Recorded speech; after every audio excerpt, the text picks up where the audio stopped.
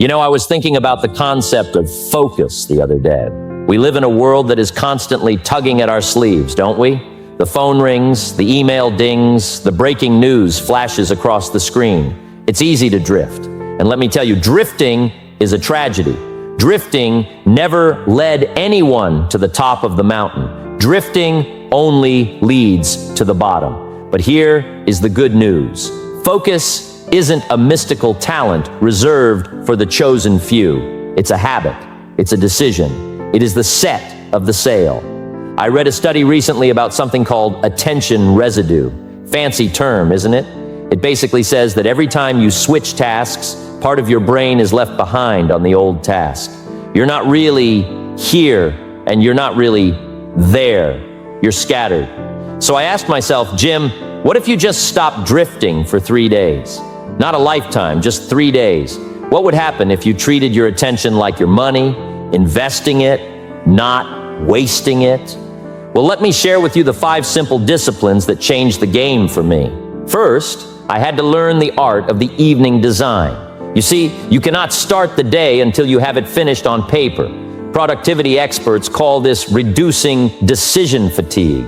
If you wake up asking, what should I do today? You have already lost the battle. The morning is for execution.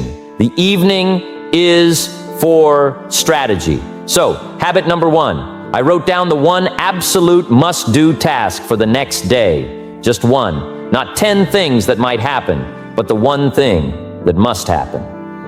Then came habit number 2. I had to fire my distraction. I looked at my phone, that marvelous, terrible little machine, and I put it in another room. Out of sight, out of mind. There is a psychological concept called stimulus control. It says our environment shapes our behavior more than our willpower does. If the cookie isn't on the counter, you won't eat it. If the phone isn't on the desk, you won't check it. Simple, isn't it? But remember, what is easy to do is also easy not to do. Now, once the stage was set, I needed a rhythm to dance to. Enter habit number 3, the timer. I employed a little strategy the experts call the Pomodoro technique. It sounds fancy, but it's just common sense. You work with intensity for 25 minutes, and then you disconnect for 5. Why?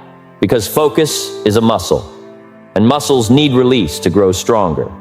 If you try to hold your breath for an hour, you will pass out. But if you breathe in and breathe out, you can last a lifetime. During those 25 minutes, I was untouchable. No wandering, no wondering. Then came habit number 4. I treated my energy like a bank account. I didn't wait until I was bankrupt to make a deposit. I took real breaks, no screens, just a short walk or a glass of water to reset the biological clock. Most people rest when they are broken. I learned to rest to prevent breaking. It turns out the secret to moving fast is knowing when to stand still. Finally, we arrive at habit number 5, the review. You see, experience isn't the best teacher. Evaluated experience is the best teacher. At the end of each of those 3 days, I took 10 minutes to look back. I asked, what worked? What distracted me? Where did I lose the thread? We call this a feedback loop. If you don't look at the scoreboard, you don't know how to play the next quarter. You cannot improve what you do not measure. It is amazing what happens when you start paying attention to your attention. I found that my focus hadn't just improved. My anxiety had vanished. Why? Because anxiety often comes from the open loops, the unfinished business, the feeling of being overwhelmed. But when you plan, you execute, you rest, and you review. You close the loops. You find a sense of peace.